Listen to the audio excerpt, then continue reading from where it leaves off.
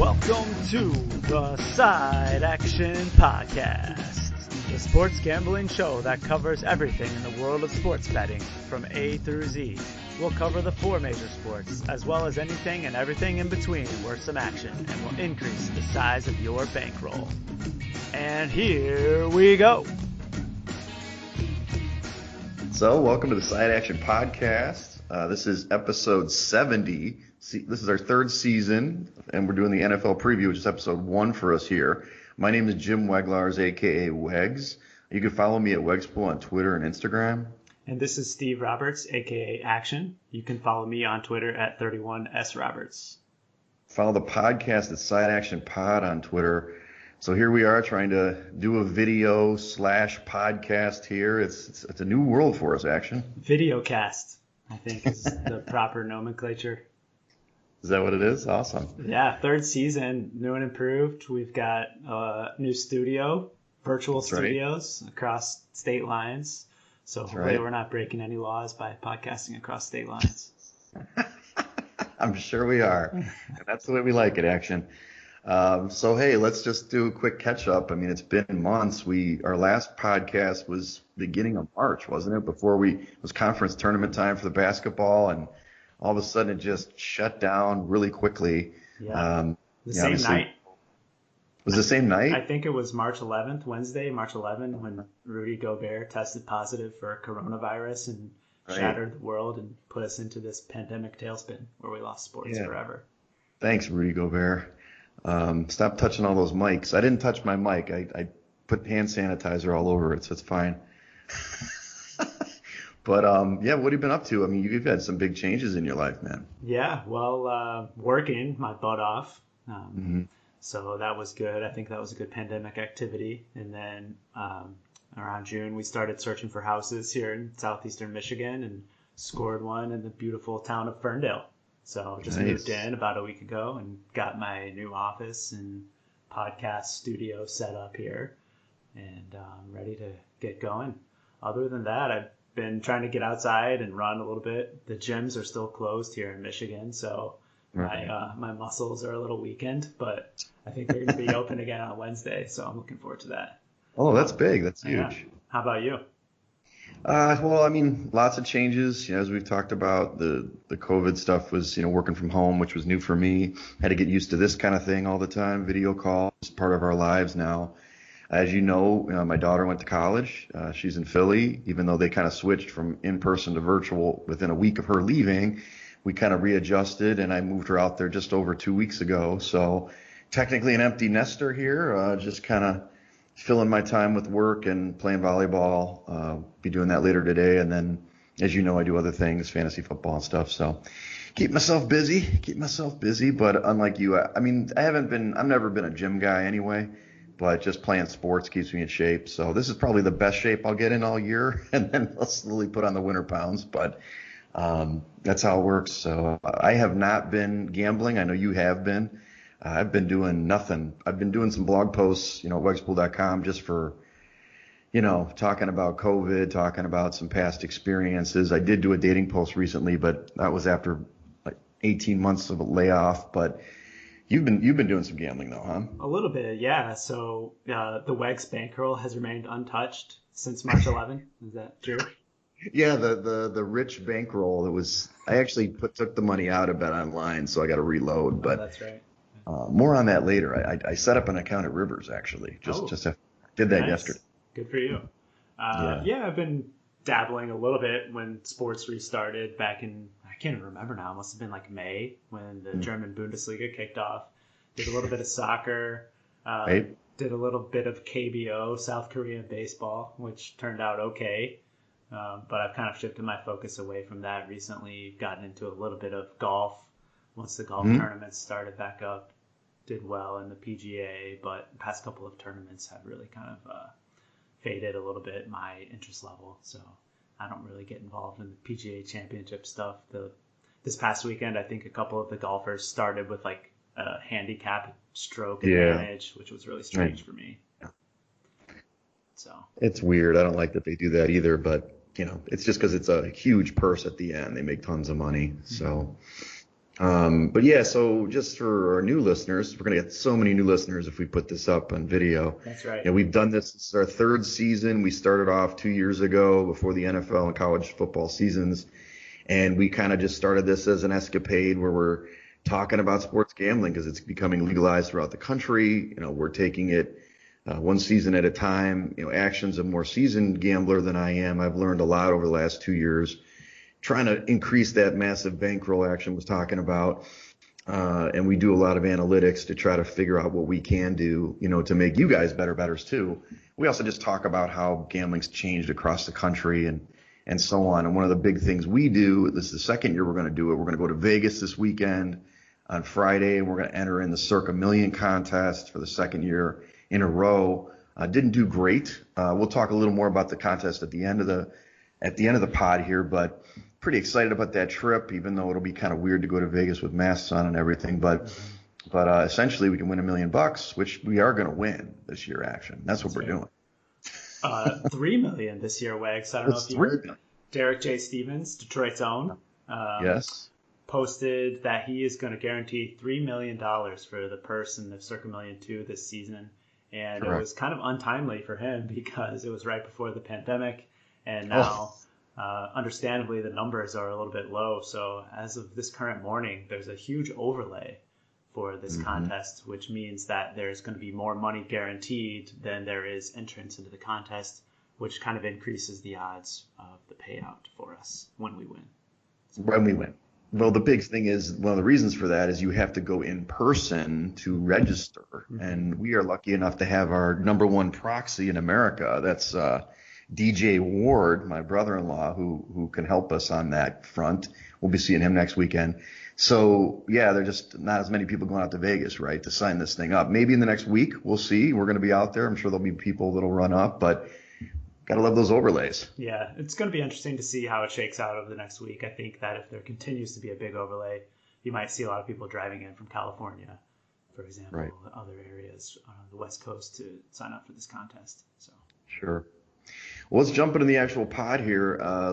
First, let's kind of general overview of legislative updates, which we do typically on the podcast. I only kind of did a quick research, but I know that, a couple states did get some new, approvals. Virginia is one of them. In April got approval. They don't have a mechanism to bet yet, but there's been online.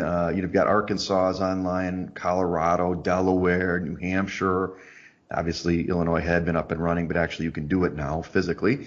So there's been a lot of changes since we last got on. We kind of talked about when we first started this thing, it'll be across the country. We're not quite there yet, but, there's several states that you can do it in, and that revenue, they need the revenue, that's for sure. Yeah. So I read early in the pandemic that they were doing online signups for Bet Rivers and other books in Illinois because of the pandemic. But now the governor took that back. And did you have to go in person to sign up at Bet Rivers? That is incorrect. I did it online yesterday. Oh, okay. Good. Yeah, it's kind of nice, not to promote Rivers, but they did do kind of like Bet Online. It was a up to $250 match. I just did $100, but they did match my money, so I got $200 in the bank over there to be able to bet. And it's interesting. They didn't have any futures bets. It was all week one. Actually, they've done lines all the way through week 17 already. Wow. Kind of interesting. I was going to ask you about that. That's not typical from what I've seen. So in lieu of futures, they have you can make spread bets for all through week 17, which is bizarre. But they have all the different teams. I'm not sure where they're getting their lines from. I was kind of trying to compare the lines. They're very similar to Bet Online. They're not. We kind of talked about this. There's a lot of regionalism in these casinos sometimes. I think maybe it's just the VIG. For example, the Bears game. Bears are getting points on the road, taking the points. I think it was, let's see, minus 115 or something instead of minus 110 that you'd see on Bet Online. So there's a little bit more, you have to pay a little more juice because of that regionalism here in Chicago. I know you've seen that at the Horseshoe, right? If you've gone out there. Yeah, a little bit. I think the Horseshoe is being run by William Hill now because they're tied in through Caesars. But not unsurprising, being in Illinois, that you have to pay higher taxes. So Right. Oh, God. course you do. No, Don't I even mean, get started. that's definitely something that you need to be aware of for some of these new books that are coming online. I think Canby is the big operator who kind of supplies the lines for a lot of these sports books, including DraftKings and FanDuel as well. So Right. you'll probably see some similar numbers across the board. Now, in your home state, Michigan, they have both in-person and online betting. Online has not kicked off yet. I know that a couple of the sports books have reopened once the governor gave the okay for the casinos downtown to open. I saw online that BetMGM had their book open downtown, as well as there's a sports book at Motor City Casino. However, Okay. the online wagering system has not been up and running yet. I read it's supposed to be by the end of September, but I haven't seen any Okay. updates recently, so I'll have to keep the listeners posted on that. We'll see. A friend of mine, again, didn't do enough research, America, I'm sorry, but that locally, that one of the things Illinois did was to try to ice out DraftKings and FanDuel from just rolling right in. Mm-hmm. But I've heard from a friend that FanDuel well, maybe it was DraftKings, is basically partnering with one of the local casinos to offer the online portion of the book. So you may see that in some of the places that we look at. And then, as you know, there's no games. You can't attend the games, but the kiosks at Wrigley and things like that will be up and running for next season if we get out of this pandemic. So there's a lot of changes locally here as well, in addition to just like I said with Rivers. So. Mm-hmm. And I saw an announcement this week that Wrigley is getting a huge sports book. I can't recall if it was DraftKings or FanDuel. One of the Right. two is partnering to build a massive sports book there in Wrigleyville, not far from your abode. That's right. It's smart. I mean, I think that the teams have, I think it's within, maybe it's a half a mile or a quarter mile of the stadium. They have like exclusive right to control that process or something. So I'm sure that the Ricketts have their hand in that. They basically kind of bought out a lot of land over there. So I can see that them putting in, instead of one of those bars, putting a big sports book, which will be fun. I mean, when you roll back into town, we'll hit that. No doubt about it. Well, let's talk about the NFL. This is really going to be an NFL centric episode, almost all NFL preview. But let's talk generally about, how, I don't know, basically the landscape of the NFL with COVID this year is a lot of different changes. I just put down some topics to talk about. One of the things was the home field advantage, just kind of popped into my head. Some stadiums like Kansas City, I guess, are allowing fans to come to games, but up to maybe 25%. So maybe they'll have 20,000 people. I don't know what pacing will be versus 80, and then other ones are not going to have any. Maybe they'll pump in some music. How do you think that's going to affect, handicapping? And normally we look at like a 3-point spread difference for a home team. Do you think this is going to change what the book does? Well, this has been a topic on many of sports gambling shows and media coverage over the last couple of weeks, and you hear all kinds of differing viewpoints on it. I personally don't think it's going to be that much of a factor for a large majority of NFL teams. There are a handful that year in and year out have a huge advantage based on their crowd, and I think New Orleans, Minnesota, Seattle, and Kansas City really kind of come to mind on that front. So I think that those couple of handful of teams might see a small impact from a lesser or no crowd in the stadium. But across the board, I don't think it's something that's going to be a major impact in terms of the point spread. You probably do want to back off your perceived home field advantage a little bit, but there's plenty of other factors that you'll need to consider too in terms of travel, and some of these players' normal routines might be interrupted because of the pandemic more so than anything having to do with fans in the stands.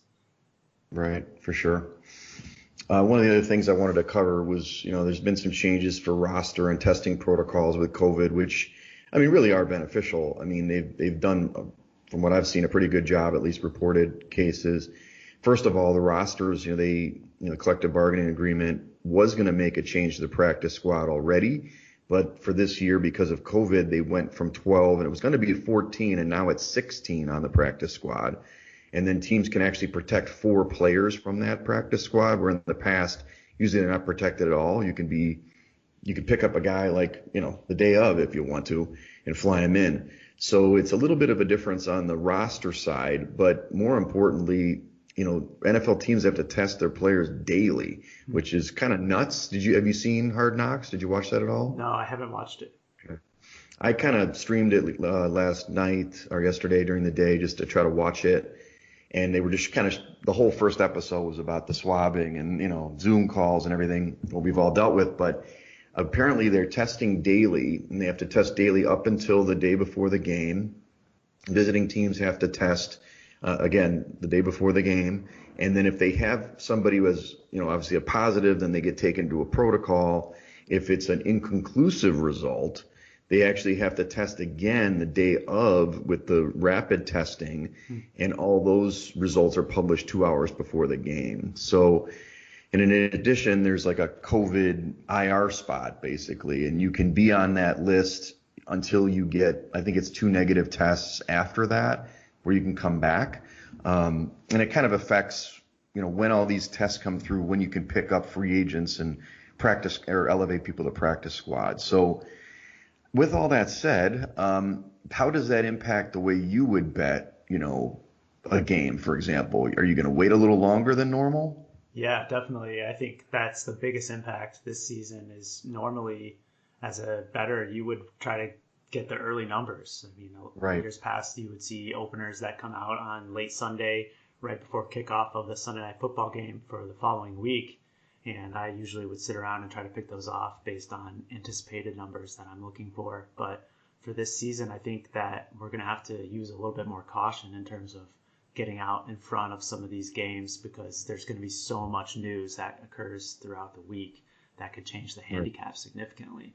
So I do think that we'll probably want to sit around and wait a little bit and try to pick off numbers later in the week as it gets closer to game time. Right. Especially when looking at the contest too. I know last year we stayed away from Thursday night games. I think that's a near certainty this season just because of the news cycle. And I wonder because it says here that kind of one of the magic times is 4 p.m. the day before the game to kind of get this designation of when you can pick up free agents versus elevate practice squad players and so on. So I wonder if that's when people are going to start publishing results, like at least the inconclusive results, and then you're waiting. I mean, if you're a fantasy player, of course, you're like, inconclusive result, you're going to have to wait for 2 hours before for the inactive report. But that can affect, I mean, we've talked that about in the past, though. A lot of times those injury reports, they move the line a little too far, right? There's a perceived value. I mean, a quarterback is one thing, but if it's a receiver or a running back or even a defensive end, it doesn't affect the number as much as we think it should, right? Absolutely. Yeah, they're spot on. I think outside of the 32 quarterbacks, a lot of players move the market much more than they probably should on a weekly basis. You have a star wide receiver or running back, for example, who I think running backs are a dime a dozen now in the current NFL. So you'll see numbers move and probably move a little bit too far sometimes, which opens up some value on the team that is losing the star player. Right, right. A couple of other topics I was thinking about, just lack of practice. There were no preseason games. As you know, as most of our listeners know, that there are no preseason games this year. This is the first time ever. And usually those first few preseason games are a little rough to watch. Mm-hmm. So, how do you think that's going to work in terms of this year? You've got, what are you looking at? I mean, I'm looking at, do you think offense is going to have an advantage or defense, or are you looking at continuity of coaching staffs or rosters, or, I mean, who are you thinking that is going to benefit from this from a betting perspective? There's a lot to unwrap there. I think the main point that is a lot of bettors are looking forward to, and you've already seen it in the market this week and some of the moves, is that continuity of coaching staff. A lot of those teams that have new coaching staff coming in are seeing the point spreads move away from them, namely Carolina Panthers, the New York Giants, and San Diego, LA, Lake Chargers, LA and Las Vegas now, and the Washington football team will probably misstep a few times. But outside of that, I personally am looking for the defenses to have a little bit of an advantage early on this season because the offenses haven't really had that time to gel and get their game plans in order. So I personally am going to be looking to target a few unders here early on in the season, looking at that mindset. Of course, there are going to be some outliers like the Kansas City Chiefs, for example. I mean, they could roll out of bed and put up 35 points. So, what are your thoughts on that subject? I mean, to me, I do think the continuity is the key. The key. I'm looking at teams that have basically are returning the same squad effectively, and then just the same battery of people. That they have the same defensive coordinator, the same offensive coordinator. Teams that are unknowns that could be good. Like a Dallas, you've got McCarthy there. They have the same team, but a different coach, right? Whereas other teams, about them later, like Jacksonville, I don't know what's going on. I mean, this is like Tank City. That's like Tank City team, right? So everybody's going to be targeting them.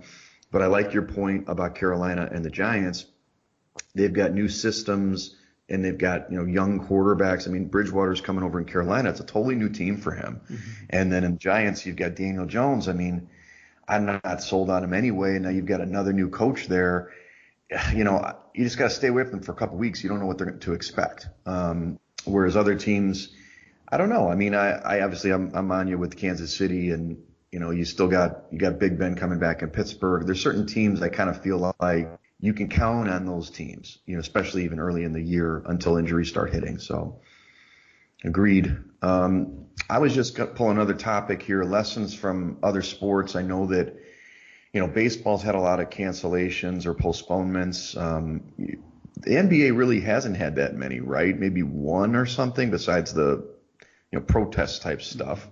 I don't know if there's anything to glean from that. Have you seen anything out of those? You haven't been betting baseball, right? I mean, I was wondering if there was kind of like a rule of thumb. If they got an extra day off, they're playing better, something like that. If there is anything like that, anything to it. Yeah, I mean, you've seen in a couple of situations where baseball teams have, the St. Louis Cardinals were off for like 10 days, I think. And just this past week, the Oakland Athletics had a similar layoff. And both of them came back and didn't play very well in the first one or two games. So I think there's some impact there for other sports. I'm not sure that it would necessarily apply to football just because of the different nature of the game. It's not like you're trying to dial in, hit a 95-mile-an-hour fastball or shoot three-pointers or other types of like accuracy-focused things. I think quarterbacks will probably have their ability to throw accurately even with a little bit of a layoff. One thing, though, that I think is going to be really interesting is the offensive line play. We touched on it a little bit in the last conversation about that discontinuity, and I think that I'm going to be looking for lines that are intact from year over year. I think two teams that come to mind, Indianapolis Colts, who are returning the same five starters, as well as the LA Chargers and the Oakland Raiders, both having that offensive line coming back intact. I think is going to be major keys for them early on. Right. The Vegas Raiders, right? The Vegas Raiders. Well, you added something that's important we didn't talk about from the beginning is there is an expanded playoff format this year too. So they're putting in more teams on each side, which is awesome. A seventh team on each conference, which also makes, not just it makes it more fun for us, but it kind of keeps more teams in it, right? There's going to be more teams in it to win it, late in the season. Any given Sunday, people do play hard for incentives, but if you've got that extra playoff spot on the line, it's going to keep everybody trying to play through all through week 17. Yeah, at least for 31 teams. I think that Jacksonville has already shown their cards.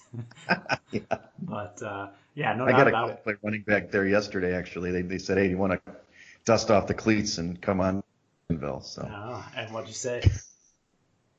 I would prefer the buyout, the injury buyout. My knee was not going to happen. So need some more guaranteed money there. Right. Absolutely. Yeah, it's going to be very interesting to see how these playoff pictures shake out late in the season. You're going to have teams that normally may look to put in some youth later in the season that may not necessarily throw in the towel quite as early with that chance to secure the 7th spot and sneak into the playoffs.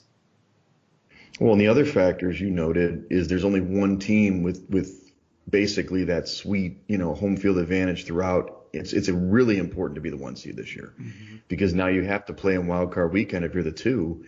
So those teams can't just sit on their laurels for the last week or two, which you've seen time and time again in the NFL, unless some team is just completely rolling. But typically speaking, that's really hard to do in the NFL for more than a week. And now, you saw it last year. That really changed New England's fate when they had to go on the road. And maybe they wouldn't have been the 1 seed, but still, once you have to play a game, that makes a big difference. It makes you susceptible to losing. So it's going to be exciting.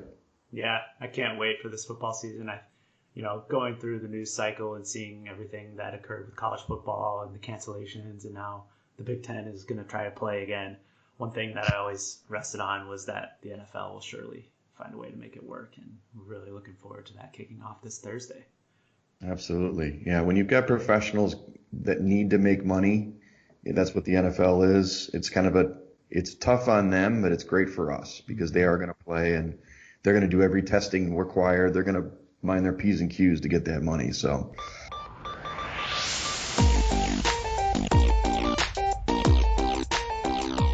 Well, let's jump into the actual teams and figure it out. I figure let's go divisionals first, then we can go into the futures of the Super Bowl and stuff, and then week one.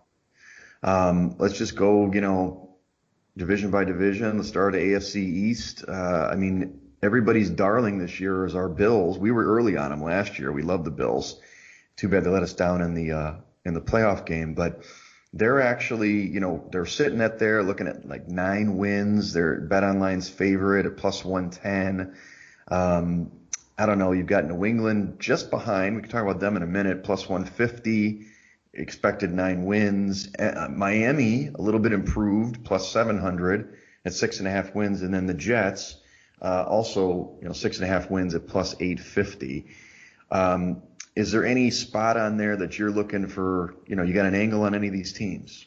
I don't really have a play at the top of this division. I think that Buffalo is certainly a deserving favorite, but you've seen in the last couple of weeks that New England is really catching some steam in the market. I think that win total might have dipped down to 8.5 or 8 for a moment until Cam Newton really seemed like he was going to be their quarterback. And now it's back up to 9 wins. And I wouldn't fade New England by any stretch of the imagination. If I had to pick a winner in this division, it would probably be the Patriots. I know, me too. I'd go game by game for the entire season. Did it last weekend. I was not going to do it. I'm like, I got to do it. And still had New England coming out on top. And I love Buffalo. I think Sean McDermott's an awesome coach. I will root for them. We will look for their spots. That defense is legit. But it's hard to take out the king. And as much as Belichick doesn't have Brady, he's got Newton solid, and that defense is excellent. So I agree. It's going to be tough to see them outright losing the division. It's going to be close. My only angle is I'm an anti-Jets guy. I'm not saying that they are garbage like Jacksonville, but 6.5 seems high to me. I've projected them to win 4 games. So minus 140 is a little bit of a steep price for the under there, but that's where I would target. You've listed that you've got Miami over 6, and I like that too. I think they're going to be much improved. I just have them right at 7, so I'd be sweating it out there. But you got minus 1. Does that a bet that you did at minus 130? Yeah, I do have the Miami Dolphins win total in pocket over 6 wins. I took the flat 6 there as opposed to 6.5, just keeping open the option of a push, which I think is decently likely. One thing we didn't talk about is I did try to be a little bit lesser in the futures market this season, just because you have so many unknowns with the virus and any cancellations, or if they don't play 16 games at most shops, they're just going to end up refunding these season-long bets. So I try to be careful about making too many of them this season, and really just want to keep the bankroll for the week-to-week basis. And, for our newer listeners, we've talked about futures bets. The downside of futures bets, you can maybe get a little more plus money here, but you're not going to see this money until January 1st, right? Or the end of the season. So you're outlaying your money for months. You just have to know that you're going into that. So it's great to be that guy who bets, 1,000 to win, whatever, when the Bengals win the division at 1,800 plus 1,800, but you got to wait till you got to wait really long. This is the AFC North, a little preview there. Cincinnati plus 1,800 to win this division. They're the worst. Baltimore's the heavy favorite, minus 180, 11.5 wins there. Pittsburgh plus 300, 9.5 wins. Cleveland plus 525, 8.5 wins. Then Cincinnati 5.5 wins. the market doesn't seem to support that Baltimore's going to win all those games. It's pretty heavy juice to the under there, minus 150. Mm-hmm. I still like this team quite a bit. I think they're the class of the division, but I do like Pittsburgh to bounce back with Big Ben in the fold. 9.5 wins seems a little light. I would actually bet that plus 110 is what I see at Bet Online. And I even might do the divisional at plus 300. It's not the value that I know Action likes to see, but at the same time, it's definitely one of the better values I see in the divisions. Well, we think alike because I didn't put it on here, but because I was scared to tell you about it. But now that you mentioned it, I have Pittsburgh to win the division at 4-1. That I made a lot early pandemic, like April or May. Just like you said, I think Pittsburgh is going to bounce back this year with Roethlisberger back in the fold. And also, I just have a hard time relying on the Baltimore Ravens' health at quarterback. I think the style that Lamar Jackson plays, he's one play away from being sidelined. And as soon as that happens, I think that the Ravens are going to be in some pretty serious trouble in terms of their season-long prospects. Agreed. The other one, and not to pick on him, I think Cincinnati's going to be improved. I think your boy Joe Burrow, I'm surprised you're not wearing his jersey today. I just don't see them doing really well in this division. It's a pretty good division. So I might pick that. I'm looking at under that 5.5 at the plus 110. That's plus money, but we'll see. You like Cleveland, though, too. Yeah, I like Cleveland a lot. I think that last season they were the hype train in this division. Yes. If you recall, everyone loved the Browns and thought that they were going to run through it, but it didn't quite turn out. And now with Kevin Stefanski as the head coach, I think that Baker Mayfield is going to be a little bit more grounded. I've read reports that they're going to play some formations that are a little bit more to his liking in terms of keeping an extra blocker in the backfield to give him some more time and protection. And I think that a lot of those wide receivers, Odell Beckham included, are going to be ready to play some serious ball this season. So I'm not looking at the win total for them, but one bet I did pick out and ties back to that expanded playoff format is I like Cleveland to make the playoffs this season at a plus money price of 115. So I think with that extra spot, you've got Cleveland's going to be fighting and right there in the playoff picture throughout this season. Yeah, and they were close, 2 years ago? They were right on the cusp. I mean, they've been there. They have talent. So Stefanski's a real coach. I mean, I'm not saying the last guy was garbage, but he let those guys run amok, and this guy's going to actually make them play football. Yep. The AFC is next. This is, I was going to mention earlier when you talked about the Colts offensive line, we got a homer in the building. The Colts are the actual favorite at plus 120. 9 wins is the win total. The Titans at plus 170, 8.5. Houston plus 325 at 7.5, and then our Jags plus 2,500 at 4.5, and that's generous. So besides the Jags, which I still might pay that minus 125 total to go under that 4.5, do you like anybody else in this division? Well, this division is going to be fascinating. These top 3 teams are all certainly capable of making a playoff run themselves or winning this division outright. But I think really the class is going to be Indianapolis and Tennessee. Mm-hmm. I expect that Houston is going to take a little bit of a hit this season. Outside of Deshaun Watson, I really don't think that there's anything that excites you about them. I mean, they traded away their best receiver in DeAndre Hopkins for an aging David Johnson, who has been bad the past couple of seasons. So, and their top wide receiver, Will Fuller, can't stay healthy. So I don't really see Houston doing much damage this season. What are your thoughts? Well, when I look at these numbers, it's a little surprising because, the Titans obviously had an incredible run last year. They were the only team to maybe possibly beat Kansas City, I guess, in the playoffs. I mean, all of them were beating Kansas City, but I mean, that format worked. It's playoff football. This 8.5 looks low, but I mean, obviously Tannehill had a career year, and we'll see if he kind of regresses back to the pack. I have them winning the division and then the Colts making the playoffs, but I'm with you in terms of the Colts being better. Brissett was solid, but Rivers is going to be better. Mm-hmm. They have an improved defense. And it's really, I like their running back, Jonathan Taylor. I think he's going to be, and Mac's a great 1-2 punch, but Taylor could be elite. So I think those are the two teams to watch here. I do think everybody's just going to get an easy win over Jacksonville, so it sets them up for playoffs. Yeah, 2 wins, right? 2 wins over Jacksonville, so you're already kind of ahead of the pack in the AFC, which isn't as strong in my opinion as the NFC. So I think you probably will get 2 teams out of this in the playoffs. Yeah, I really do like Phillip Rivers too. I think you hear a lot in the media the narrative about how he's old and washed up and he doesn't have the arm strength. But I mean, reality is that line last season in front of him was just terrible. And yes, I think that contributed to a lot of the Chargers' demise last season. And now moving across the country to Indianapolis behind this line, I think you're going to see a pretty awesome season out of Phillip Rivers. Yeah, he's going to have a good season. It's indoors too. He's just can chuck it every time. The last division is the AFC West. I think this is also an intriguing division. Oh, so go ahead. Before we move on, I wanted to add, I know you like the Jags under as well. Yep. I found an alternate total of 4 wins that gets you plus 130 on the return. So I've got that number in pocket. I think that the Jags, they traded away Leonard Fournette, or released Leonard Fournette this week, showed their intent, and also Doug Marrone is just a dead man walking. I don't think he's going to return next season, so they really have no incentive to win.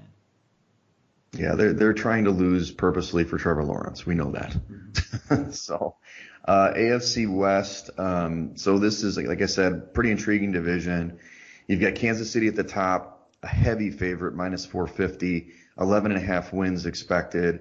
You've got your Chargers at plus 850, 7.5 wins. Denver at plus 900 at 7.5 wins. And then the Raiders plus 1,200 at 7.5 wins. So this, on paper, is top to bottom the strongest division. There's no real pushovers here. It really is pick your poison, in my view. I think that Kansas City's – it's hard to say that they're a lock, but I love this team. I've already have a side bet on them winning the Super Bowl again. But, I love Mahomes. I love that offense, and that defense just has to play solid, right? But the Chargers – I'm actually a little bit more down on the Chargers and higher on Denver. I'm not sure how you think about that. And I think the Raiders, what they always do is Chucky is such a good coach early in the season and first halves of games. I think they'll start off solid, but somehow he doesn't make the adjustments. They're right at that 8-win total, though. So there's going to be probably the lowest win total in this division is like 7 wins. I mean, there's going to be 2, maybe even 3 teams from this division in the playoffs. Yeah. I'm not sure that I agree with you in the Denver prognostication here. I see that you've got them chalked up for 10 wins. I know it's a lot. I'm not sure I see them getting there. I'm not a huge fan of Drew Lock, and I don't really think that they have the weapons that are really going to – I know they got Jerry Jeudy in the draft, so Cortland Sutton. Yeah. Certainly going to be some good additions there, but I'm not a big fan of Melvin Gordon in the backfield, and I think that the offensive line – is going to be a little bit of a question mark for them. So I'm not sure I like Denver, but I do think that the Chargers are going to be a little bit better this season. You've got a steady quarterback coming in there in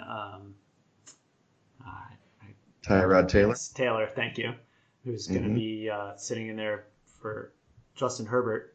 And I think that the Raiders are also going to be a tough out this season. John Gruden has proven that he can call offensive football. And they certainly have some exciting playmakers as well. They just need to get Derek Carr to push the ball down the field a little bit. And I think you could see a lot of points out of that team. Well, they have Henry Ruggs III. I don't know if he can hit him because he's so fast. Can he throw the ball 65 yards in the air? Because that guy can run. I hear what you're saying. I think Denver has a lot of weapons. I think that maybe the offensive line, maybe you're correct. Maybe they're not as good. That defense is really good. And I think Fangio in year 2 will show that, they're going to be right up there. They're going to be definitely top 10, if not top 7 in the league. And you got to go to Mile High, especially early in the season. Guys aren't going to be ready to be playing up there. So if they've got a few home games, it's going to be tough. You're right. Drew Lock is not the greatest, but a crap load of weapons, man. So nobody's going to beat Kansas City. But, I mean, it's going to be a really fun division to watch, kind of old school where all the teams are good. And again, I think the Raiders have an advantage, not just with the new stadium. Playing in Vegas has got to be interesting. It's going to be hot. You know what I mean? Like that's going to be a home field advantage that is something you can't factor in anywhere else. we'll check it out. Yeah. One thing that I was interested in is the Vegas flu. In a normal season, when Vegas is normal Vegas, you might see these players fly in and go out a little bit on Thursday, Friday, Saturday before the game. But with this current season, I'm not sure it's going to be that much of a factor, at least early on. That's true. I mean, they have to, they got to stay in, get tested, right. Make sure they're not going to be testing positive. Yeah, who knows? Who knows? After those two Cleveland Indians pitchers went out in Chicago and then promptly got shipped off the team, I don't see too many NFL players having the same fate. No, not guaranteed money in the NFL. So yeah. Well, let's move over to the NFC now. We can talk about the, playoffs and, conference in a minute. So the NFC East is the top. You've got Dallas. They're the favorite right now at minus 135, 9.5 wins. Philly at plus 160 at 9.5 wins. The Giants at plus 1,000 at 6.5, and Washington plus 1,400 at 5.5. It's an interesting. I find it fascinating that the win totals are the same for Dallas and Philly, but the expected odds to win the division are different. Mm-hmm. So it, to me, gives you value on the Eagles, even though there's never, look, it's been like 15 years since there's been a repeat winner of this division. That's maybe what's the factor. But at plus 105, I mean, I'd probably take the over on the 9.5 for Philly just in value alone. I'm not sure if you agree with me on that. I don't. And the main question mark I have about this team is Carson Wentz's health. I've been actively searching, scouring the news reports, but I don't know if you noticed, I went through and looked at some of those game spreads throughout the season, and I haven't seen a single Philadelphia line that's posted at the moment in some of my shops. So I'm wondering if there's something going on with Carson Wentz that has not made it out to the national media yet. And for that reason, I just can't put any money behind them for a season-long bet. I certainly think that they're going to be good if Wentz is healthy, but if he doesn't play behind Wentz, they've got Sudfeld and a rookie Jalen Hurts. So I think that Dallas is going to be the class of this division. I'm really excited about this team this season, and I think that Prescott is going to play for that money. Yeah, he's got to. No, I think Dallas is going to be great. I think those are the two teams. This is a two-horse race for me. Washington, I think, will be improved a little bit, but I don't think the Giants. I don't believe in the Giants at all. So I agree with you that Dallas should do it. I just don't know. I never was a McCarthy fan, so it's really hard to handicap it. They have such talent on that team, especially on the offensive side of the ball, and really the defense. But they underplayed last year, the defense. So you've got Dallas to win the East at minus 115. That's better than what I see on Bet Online. So good for you on getting a good number. Yeah, I found that at 5 times, and it was just a couple of days ago. I don't think it's moved too much since then. So it's interesting to see that Bet Online has a 20-cent difference there. Right. The NFC North, this is my home division with the Bears. Minnesota is plus 160 with a 9 win expectation. Green Bay at plus 175 with 9 wins. The Bears at plus 400 at 8.5 wins. And Detroit at plus 475 at 6.5 wins. Very interesting division. I have them, again, all really bunched up again. I do think Green Bay will come on top, even though I think Minnesota's a hell of a team. I really love that team. But they lose Diggs. They lose a little bit of weapons. They really played, I don't know. It's really I know the Green Bay last year, they were a shell. Like they won all those games and shouldn't. Yeah. But I just kind of feel in year 2 they're going to be a little bit better. I don't believe in Detroit. I don't know why everybody seems to be up on Detroit this year. What is the deal? Am I missing something? Well, it's Matthew Stafford. They went out halfway through the season last year, and if you look at his numbers, he was having an MVP caliber season prior to the back injury. And I think that is really the main reason for that. They picked up a couple of solid players, defensive players in the draft. I know Jeffrey Okudah was the number 1 pick, and you're right. The hometown Lions are receiving a lot of pub across the media, and a lot of people are picking them to win this division, Wex. Yeah, I'm going under. That's one of the ones I will probably bet plus 140 under 6.5. Not that they might win 7 games, but I don't know. I do like DeAndre Swift. I like and they just picked up Adrian Peterson. But I don't know. There's something missing with this team, and I'm not sure what it is. Didn't they lose Darius Slay on D? This division isn't as high flying as some others, but it's a pretty tough division. So I don't know. I mean, you didn't put any bets in on this division at No, all? I have no money on this division. I think that we touched on it earlier, but the lack of fans in Minnesota is going to be pretty impactful for that Sure. Vikings team. And I'm kind of down on the Vikings in general this season. Mm-hmm. I think losing Mm-hmm. Diggs is going to be a huge factor, and I'm not sure that their defense is going to play up to the level that they have the past couple of seasons. And Green Bay what a disastrous draft they had. The one thing Yeah. that they needed is a wide receiver, and they picked Jordan Love in the first round, and now they're rolling out there with Alan Lazard, I think, is the two behind Number Devontae 2. Adams. So Yep.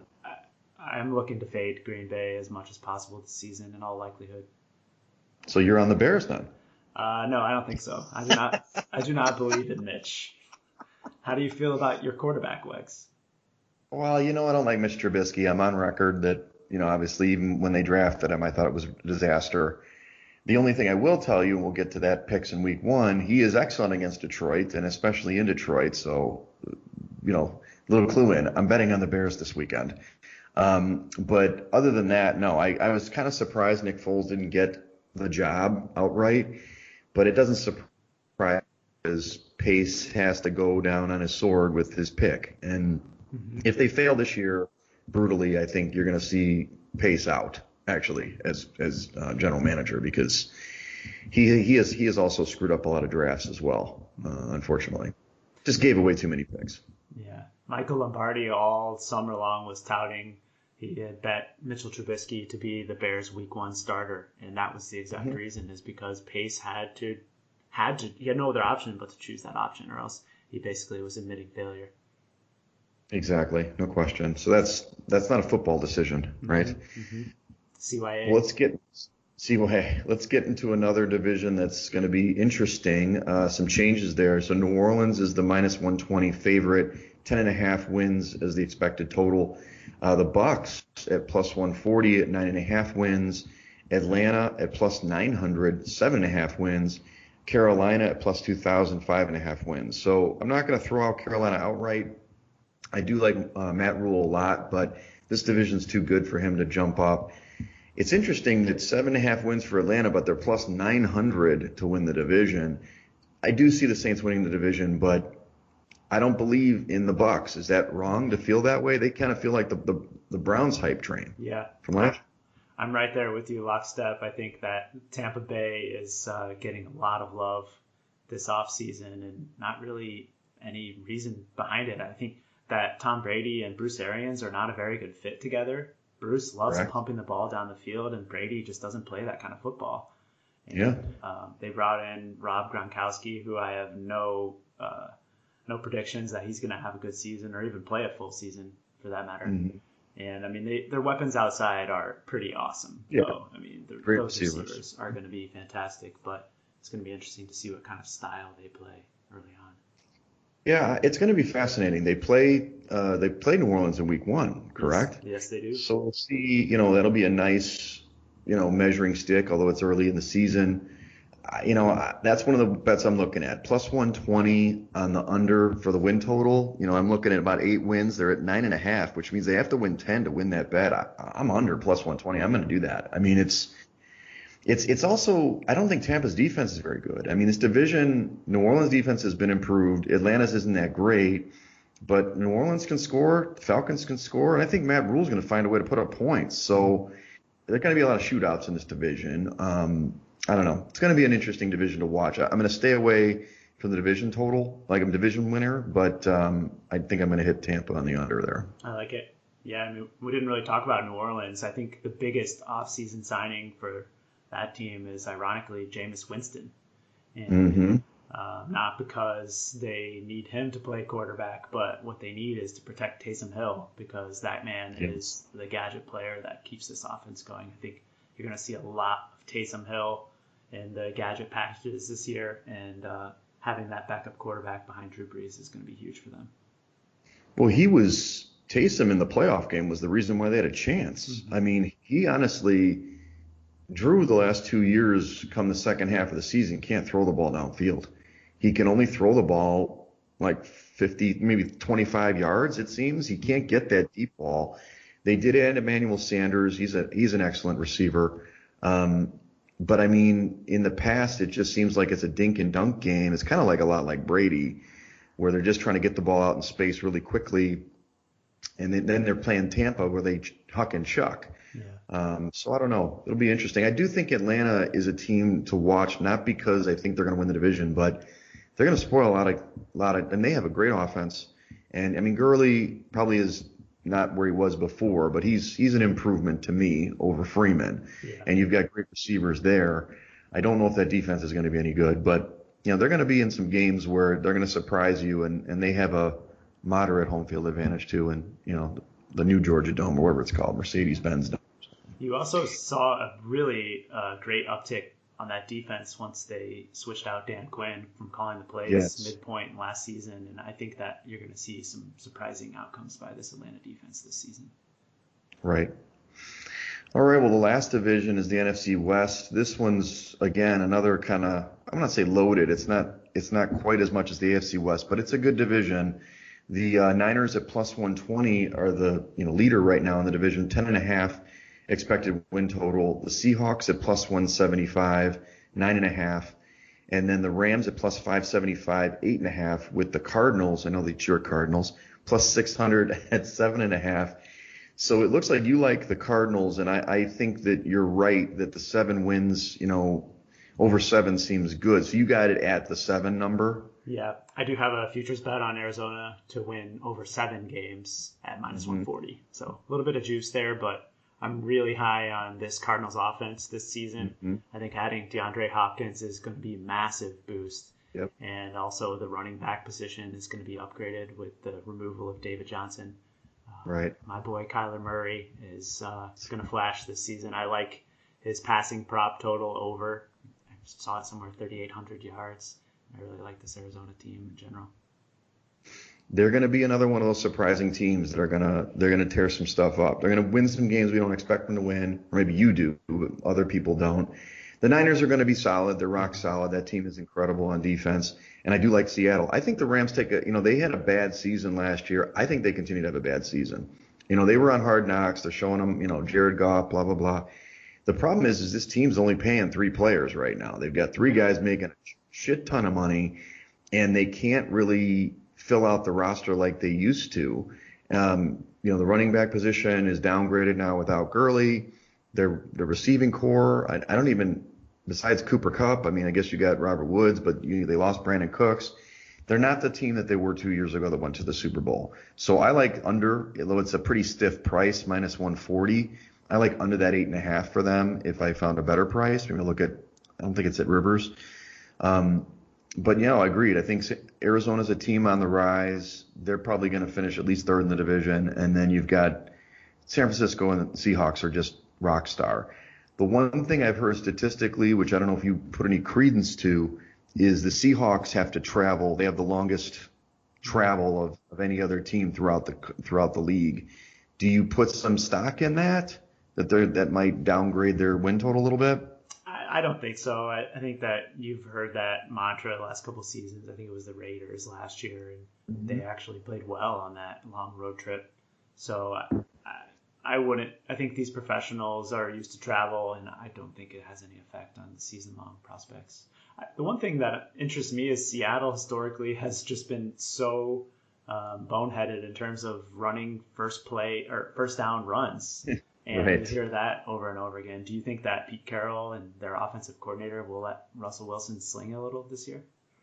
I've heard that that's the plan, but I don't know if this is all fantasy related. They said that they're going to try to unleash Russell, and Russell's one of the best. Honestly, if you look pure, I think Mahomes is incredible, but Wilson is kind of further along in his career, has a little bit more understanding of things. He's just so incredible. And that once they put the ball in his hand in the fourth quarter, he always brings them back. Mm-hmm. Why don't you do that early instead of just falling back down by 10 points? And I think that there's something to that. They have good weapons there, right? They have good pass catchers. So I'd hope that they do that. I just don't know. The one thing about Pete Carroll is he is who he is. He does like to run the ball, play action, and then he's lucky that he has Russell Wilson to bail him out. And that young defense, as we've talked about the last couple of years, has really improved. So, maybe they don't have to sling it as much as they did in the past, because San Francisco's not going to run away with you either. Yeah. It's just Arizona. When they play a team like Arizona, I don't think the Rams can score like they used to. You're going to have to score points against Arizona regardless of who's on defense. Yeah.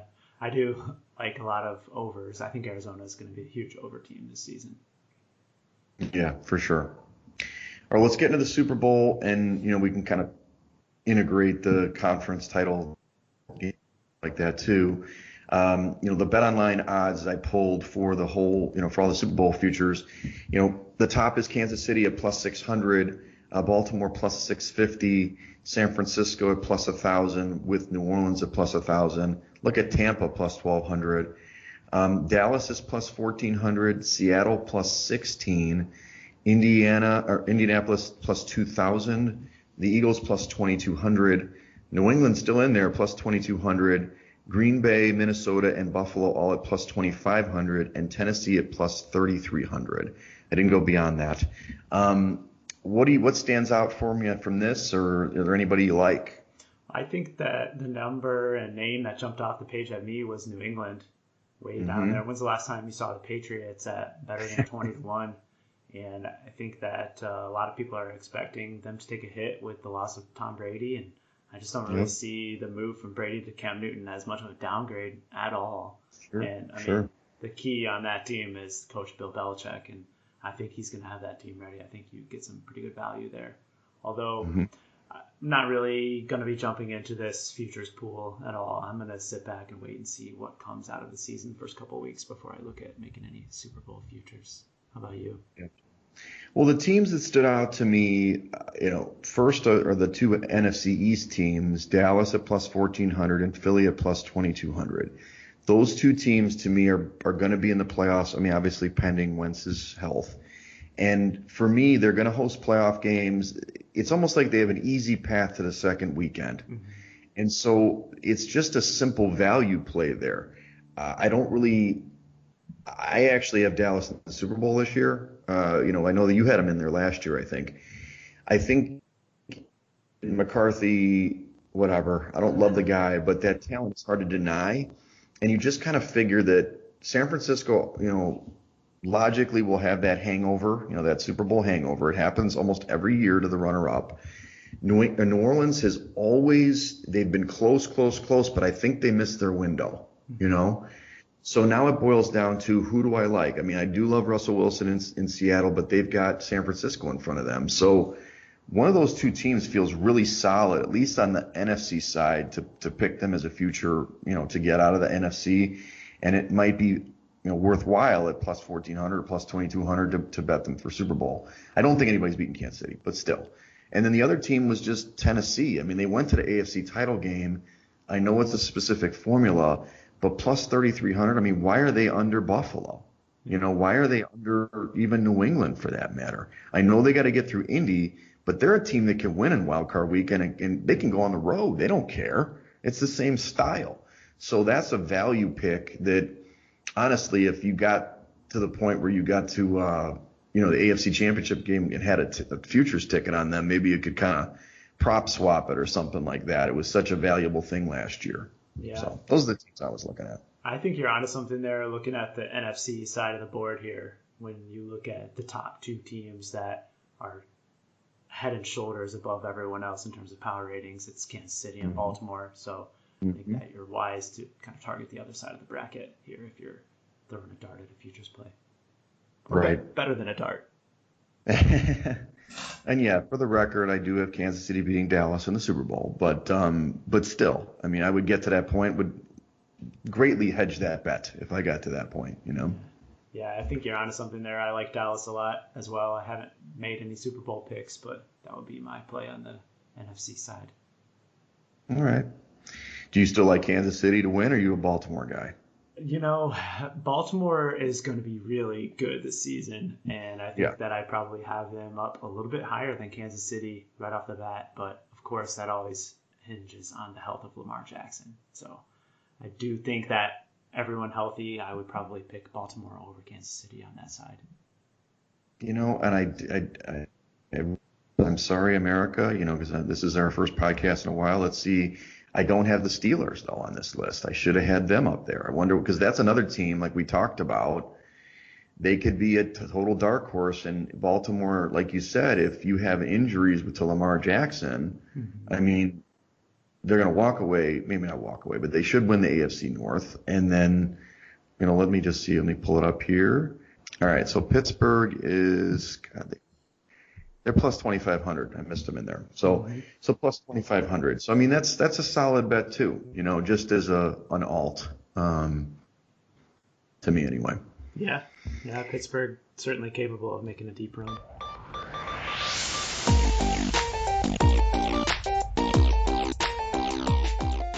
All right, well, let's go over the week 1 matchups and then make our picks. It is a long episode, America, so we'll thank you for bearing with us. We won't go over every line necessarily. Let's talk about the ones that stick out.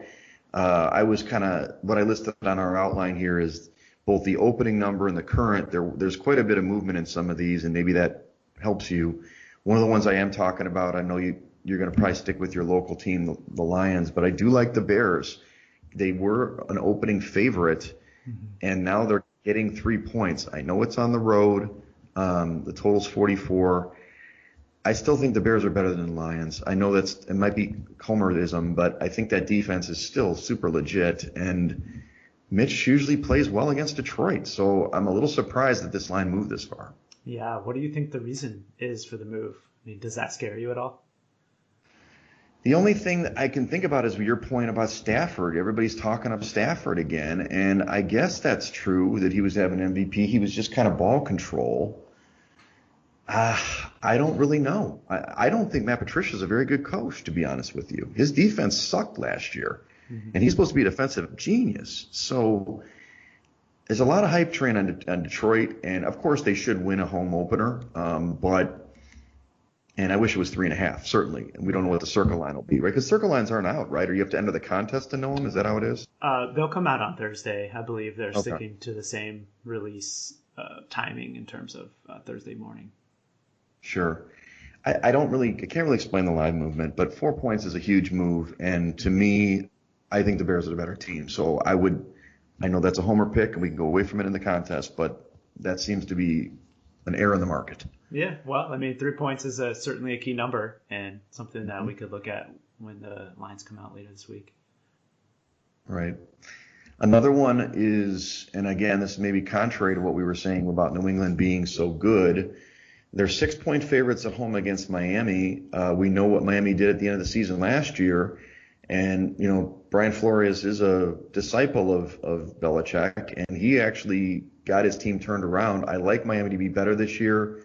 6 points seems like a big number, especially with a 43-point total. What do you think about that, getting the underdog in that game? I definitely like the Dolphins this season, and Fitzmagic has named the starter. Do you think that he's going to have that magic in his arm in week 1 traveling to New England?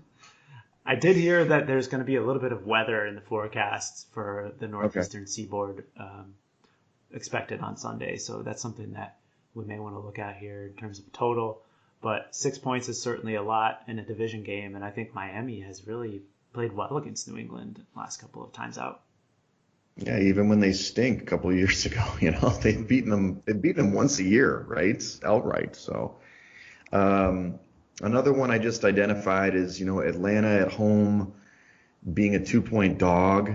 It's kind of a low total at 49 as well for these two teams. I think Atlanta is going to outright win the game, but it's the first game of the year. Seattle's, I'm not sure if they'll be all together, and Atlanta's got an offense, and they're healthy. When they're healthy on offense and defense, they're usually pretty good. So I would like the home dog in that game. Yeah, I think I like that one as well. Have the Atlanta Falcons catching points at home. I think that a lot of home underdogs are going to have some value here, especially in week 1, given the pandemic climate. So I could be there with you on that one.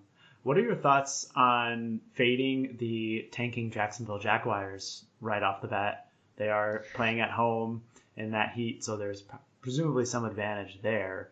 But, line has moved from 7 to 7.5 now. They're catching the extra hook, which could steer us off it. But I'm going to be looking to fade Jacksonville as much as possible. I mean, is Jacksonville this year's Miami? Remember last year, the first 5 games with Miami where it was, I think week 1 they were 13-point dogs, and then it was 17, and then it was just nuts. And they kept losing, they kept covering, like the favorite was covering. I'm on board with it. I think that Indy is obviously a really good team. 7.5, God, that sucks. But you probably will see that 7.5 or 8 in the circuit contest. I trust you, buddy. I think that it's a logical pick, especially until those numbers get too far inflated. Yeah, that's the point. Is I think you're getting some value, like almost 3 points of value there. Jacksonville really should be a double-digit dog, I think. Right, exactly. Okay, that sounds good. Any other ones I highlighted, and we're on different sides of the page here. So the Titans and Denver. Denver was a 3-point favorite at home and the opener. Now they're 1.5 at home. 41-point total, very low total. I just, a lot of anti-Denver, maybe too pro-Denver, but anti-Titans. My big thing is that Denver, if you are not in shape and you're going to the altitude and playing, that fourth quarter is going to be rough. So I just like Denver in that situation as an opener at home, it's under a field goal to win the game.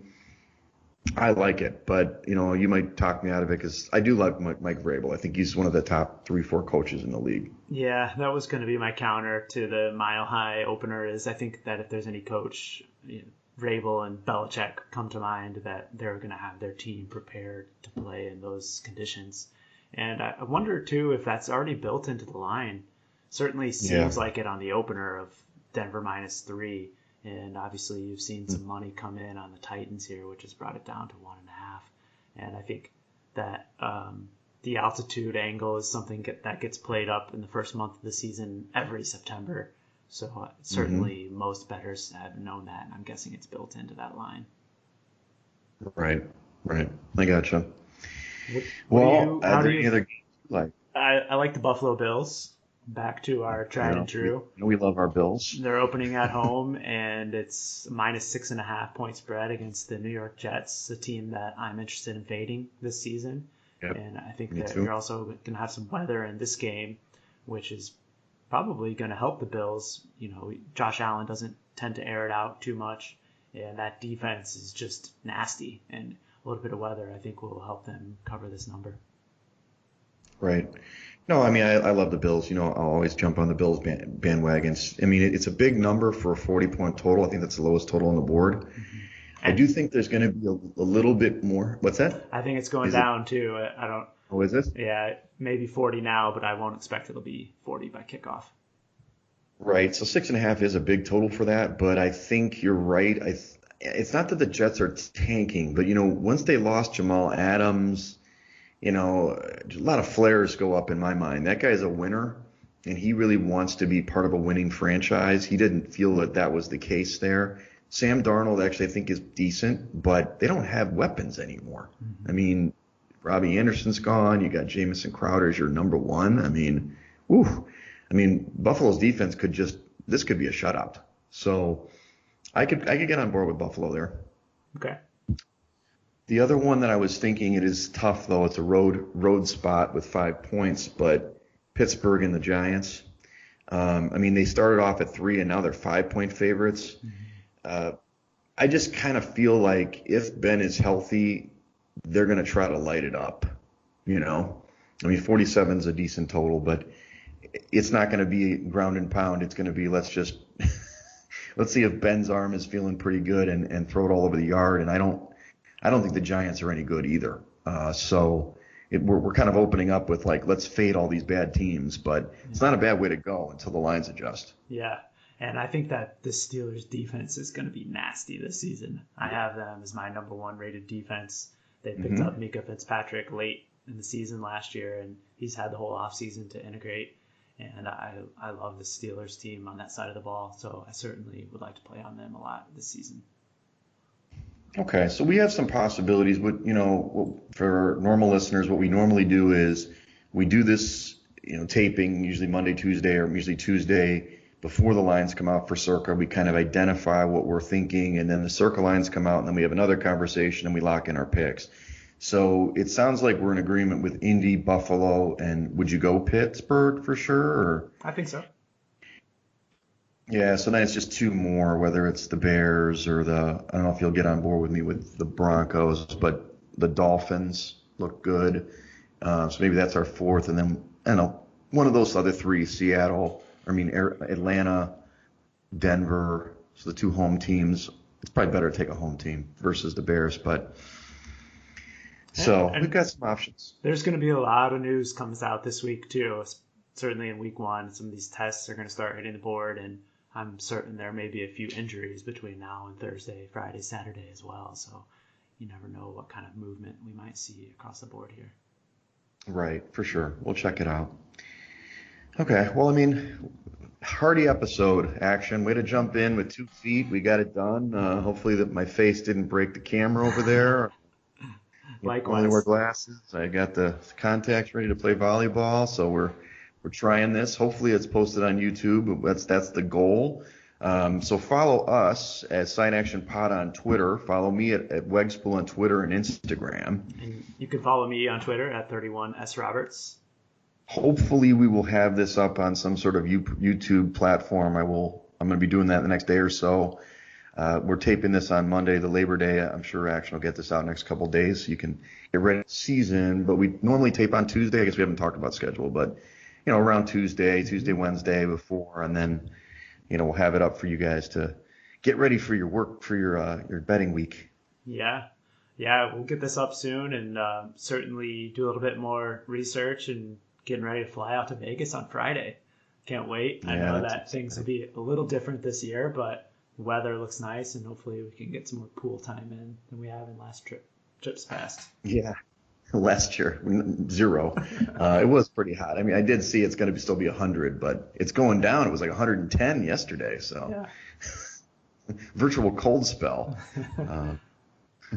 Anyway, well, thanks everybody for joining us, and hopefully you'll follow us the rest of the season and make it happen. Yeah, look out for a couple of live spots from Vegas as well. Maybe if we get that YouTube channel up and running, we can post some TikToks or other types of videos, whatever the kids are doing these days. I knew you were a TikTok guy, or at least Melissa can help us with the TikTok. Yeah, Snapchats, YouTube videos. Maybe we'll run into Patrick Everson again this year. It'll be a good time. Yeah, exactly. We never did have him on the show, so, Yeah, he dodged us. All right, guys. Well, good luck in week 1 and enjoy it, and we're glad to have football back. Yeah, definitely. Everyone stay safe out there and enjoy week 1. Peace out. That's a wrap for this episode of the Side Action Podcast. We appreciate all of your listens and thank you for joining us. We'll see you all again next week on Thursday for some more hot picks and side action.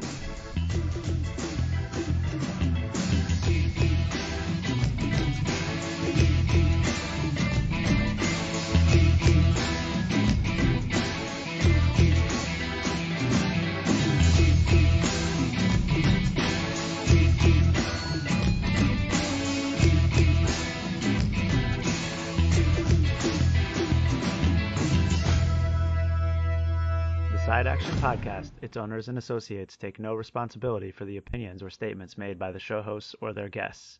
Statements or show topics are not necessarily the beliefs of this podcast, and opinions between talk show hosts may conflict.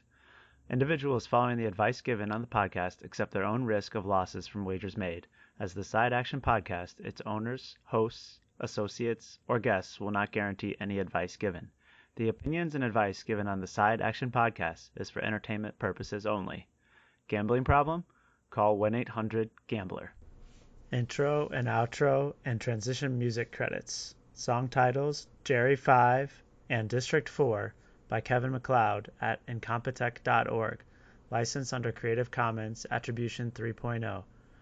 creativecommons.org/licenses/by 3.0.